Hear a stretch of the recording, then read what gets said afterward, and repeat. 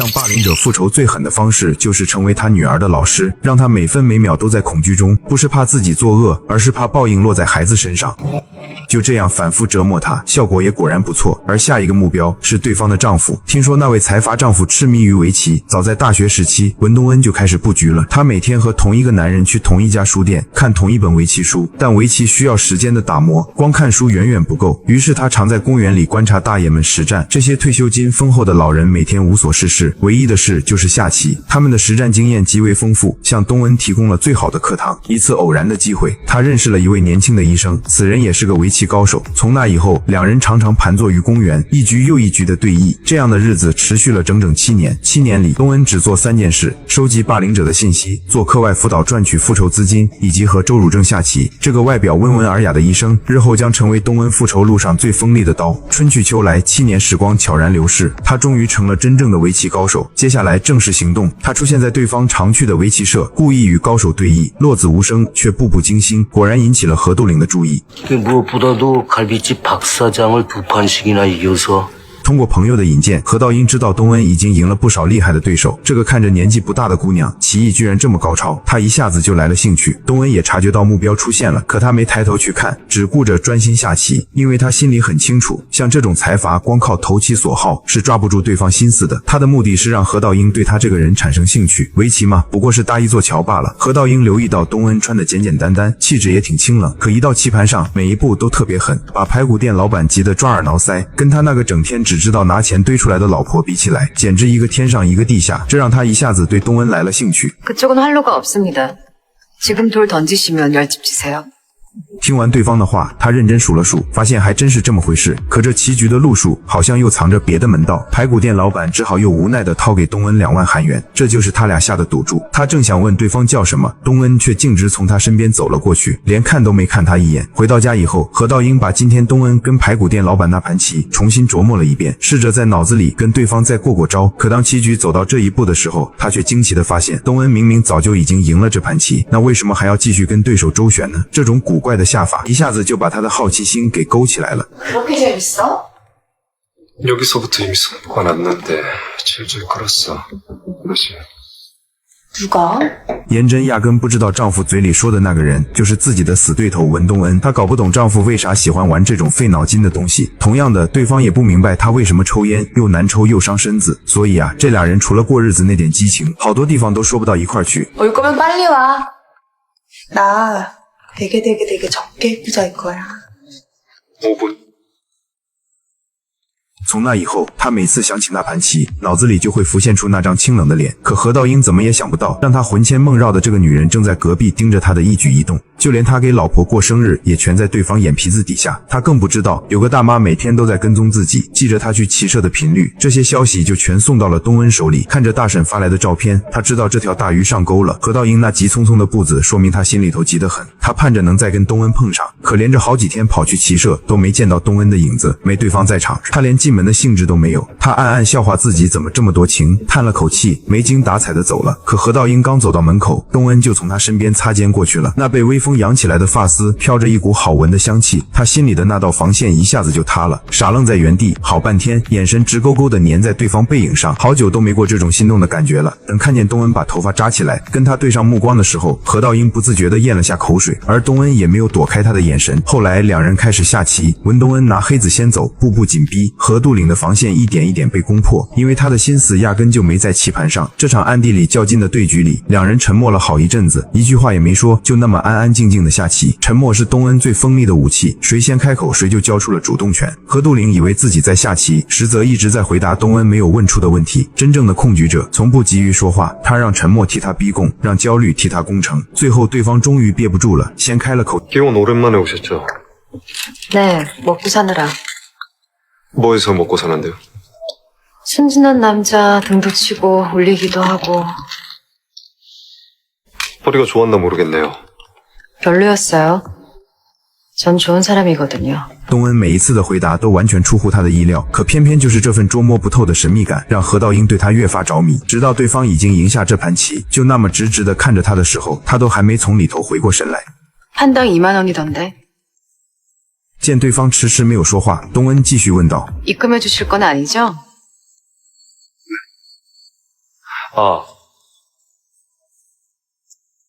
何道英从钱包里抽出一张大钞递过去，东恩收下钱，转身就打算走。他赶紧开出5倍的赌注，想把人留住，想拿钱把主动权给抢回来。可在这盘棋里，谁赢谁输早就定了，他算是彻底沦陷了。 좋죠. 더 봐. 后来2个人又在便利店碰上了，从来不光顾便利店的财阀，这回也忍不住走了进去。 이거 사 먹는 거예요? 나한테 딴 돈으로? 东恩没搭话，直接递过去一个三明治。何道英笑了一下，问他：“你这么喜欢赌，还赌别的吗？”东恩说自己有一次把全部身家都押上去了，包括人生和前途全都算在内。 이겼어요?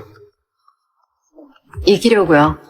眼前这个女人实在是让人着迷，看对方迟迟没动那个三明治，东恩以为像他这样的财阀压根不会碰这种东西。可何道英的回答是，因为三明治碳水有点高，晚上吃容易长胖。这回何道英决定不再端着，把自己的名片递了过去，说有空可以一起下棋。但东恩没有接，只是拿走了自己的三明治，头也不回的走了。已经深陷进去的何道英还不知道，不远的地方正有人偷偷拍下这一幕。后来文东恩又从他世界里消失了，这种若即若离的感觉把何道英吊得欲罢不能。于是他花了一大笔钱，在市中心建了个围棋公园，每天都跑来这儿下棋。不经意间，脑子里就会冒出那张清冷又好看的脸，他算是彻底陷进去了。而这时候的文东恩觉得时机差不多了，就把那天晚上的照片洗了出来，用别人的名义寄给了这位财阀。而这个人正是霸凌5人组里的孙明悟。信封里头没写任何威胁的话，只搁了一张孙明悟的名片。要是何道英对东恩足够上心，那他肯定会去查这照片到底是谁寄来的。财阀的那份好奇心果然就被勾起来了，他照着名片上的号码打了过去，结果对方说人已经失踪了，只查到了寄件人的老板。可这位财阀怎么也不会想到，这个人正是跟他老婆颜真有着20年秘密关系的男人。全在俊也不知道孙明悟到底去了哪儿，也在拼命找他。这事儿还得从1个月前说起。东恩头一个找上的目标就是孙明悟，他在那帮人里头专门负责跑腿，虽说在全在俊身边干活挣的不少，可也老是受他的气。 놀이터인 줄 알지 직장이.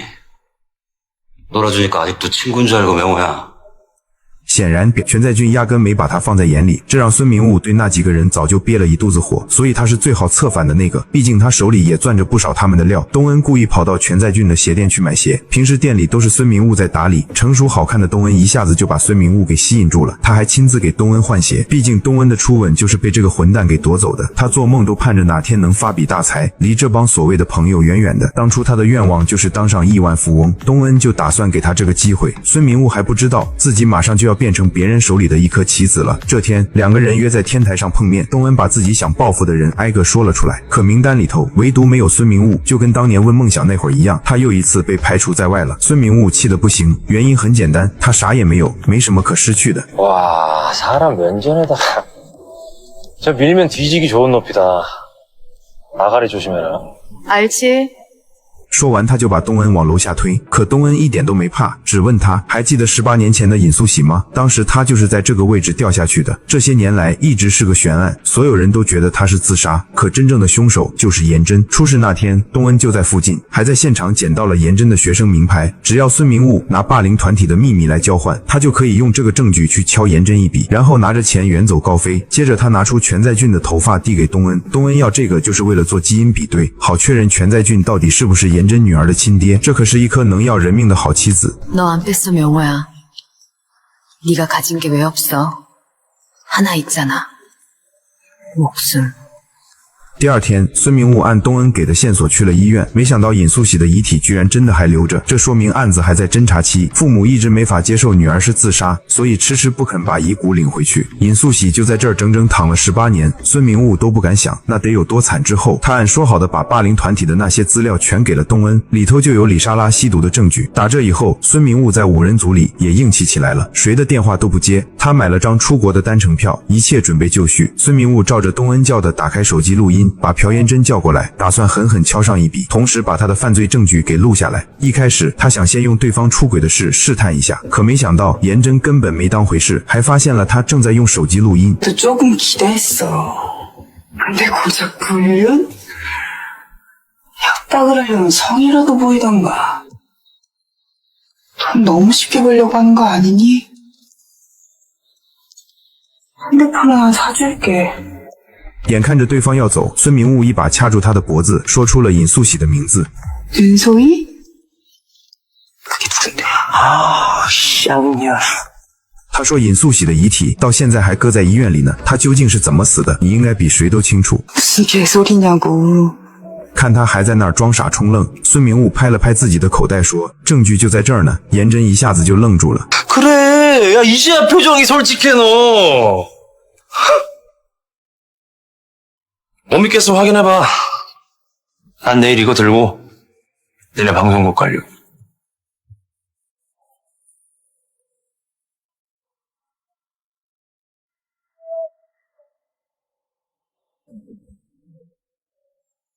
孙明悟当场乐开了花。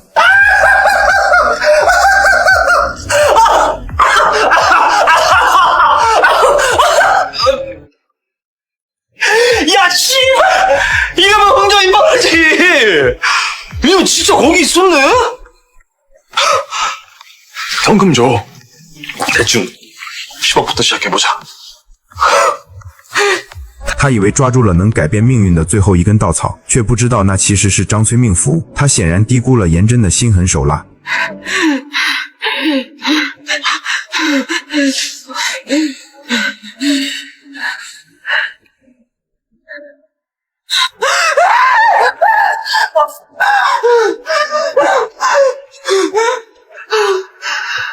弄死孙明悟以后，颜真联系了高中那会儿帮过自己的那个警察，那人是他妈的初中同学，靠着他们家族的帮忙，这家伙一路往上爬，如今已经当上了副厅长。说他是朴家的狗腿子，一点都不过分。可没想到的是，对方留了个心眼，把尸体藏在了废弃的殡仪馆里头。毕竟颜真母女俩成天在外面惹事，他怕自己早晚有一天会被拖下水，万一以后用得着钱，孙明悟那具尸体就能派上用场了。这帮坏人一个个跟贪心的赌徒似的，总觉着自己稳赢。过了一周，东恩联系不上孙明悟了，就连最顶用的那个特工大婶也找不到他的影子。东恩怀疑孙明悟不是被关起来了，就是已经没命了，因为那家伙一旦拿到证据，肯定会主动来找自己。不管孙明悟是死是活，早晚都得变成一颗弃子。只是可惜了，没把颜真认罪的口供给弄到手。他现在急需一个帮手，就联系了教自己下棋的那个医生周汝正。周汝正本来就对东恩爱慕得不行，头一个就赶了过来。东恩便把自己要做的事一五一十全讲了出来。听完这些，周汝正头一个反应就是让他停下来说：“你是个善良的人，那帮人才是坏的，不该去做只有恶人才会干的事。”东恩听完直接笑了出来，说：“站在道德高地上，那怎么说都行。”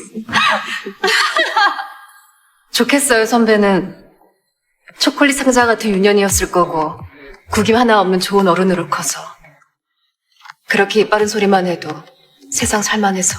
接着，东恩把自己的胳膊亮了出来，周汝正哆哆嗦嗦地卷起袖子，露出底下密密麻麻的伤疤。 고작 한쪽 팔만 보고 그런 표정이 되는 거예요? 그러면서 멈추라고요.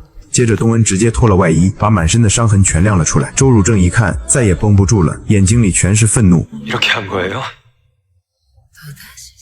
그것들이? 그 새끼들이? 존엄이라고는 없는 이미 다 없이 헤어져. 그러니까 돌아가요. 난 분노화하게 더 성실하고 싶거든요.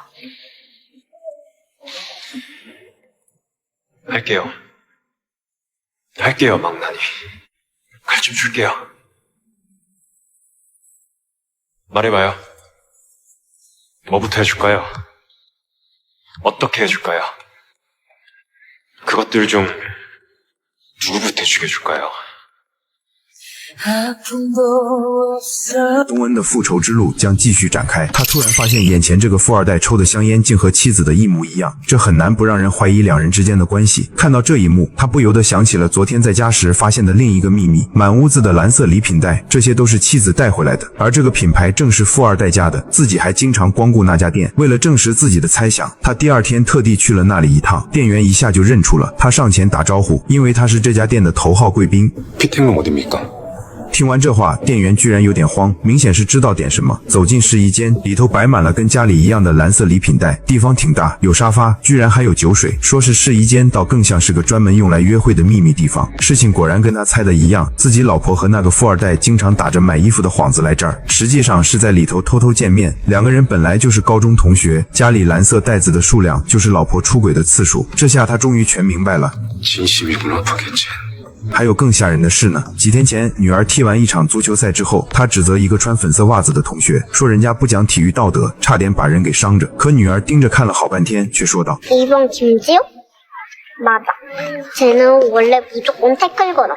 可2号明明穿的是黑袜子啊，他这才反应过来，女儿有色盲，而且还挺严重。可他自己压根没这毛病，一般色盲大多是遗传的。不过他当时没戳穿。女儿邀请他参加下周5的家长参观课，他答应了下来，说再忙也一定到。其实这一连串的事都是文东恩在背后安排的，他就是想让何道英知道真相，好走进这盘棋里来。之前他在美术课上发现何道英的女儿有色盲，而且还挺严重。可照他之前的调查，何道英自己是没有色盲的。805人组里头有色盲的，就只有富二代全在俊一个，他每天都得戴着色盲眼镜。这么一来，东恩就断定何一律多半是全在俊的女儿，他要让何道英自己去把这事挖出来，去查明白老婆出轨的真相。东恩接下来要对付的是那个瘾君子李莎拉，他家是开教会的，也是个富二代，表面上看是个知名画家，背地里却天天吸那个东西。孙明悟就负责从黑市帮他买货，好赚点跑腿钱。当年拿卷发棒烫东恩最多的就是他，他爸还是出了名的牧师，在大家眼里他是个特别虔诚的信徒。这天在教堂里头，别人都在祷告，李莎拉却心不在焉的到处乱看，结果无意间瞧见了文东恩的身影，东恩正死死盯着他，那表情跟要吃人似的。等跟他对上眼以后，又换成了笑脸。李莎拉觉着对方来者不善，两个人就去了大厅走廊碰面。 이런 귀한 곳에 누추한 분이 웬일로? 他的嘴还是那么毒，东恩没搭理，反倒问他：“你真的信上帝存在吗？”对一个在教会长大的人来说，这话简直就是在亵渎。李莎拉劝他赶紧跟上帝认个错，不然哪天遭了天罚可就晚了。东恩只觉得好笑，说真要有什么天罚，那也该是你们这帮欺负人的来扛。 방금 하느님이랑 기도를 합의 봤어. 괜찮으시대. 미친년이 손 넘네. 뭐 커서 만나니까 이판사판이다 이거야? 큰일 나 살아야. 이판사판은 원래 불교 용어야. 잠깐만. 东恩又装模作样的跟上帝对起话来，然后一步一步朝他逼过去，说上帝生气了，你身为信徒居然背叛了他。 너 지옥행이래. 너 초 돌았니? 약 처먹었어? 약은 네가 먹던데. 다양하게. 자주. 这话戳中了李莎拉的秘密，她转身就要走，东恩扔过去一个袋子，让她半个月之内把袋子塞满美金，不然的话，大画家李莎拉吸毒的事儿明天就得上热搜。李莎拉说：“你这是在威胁我，你知道有多少警察是我们教会的信徒吗？” 너 협박 안 받아봤구나.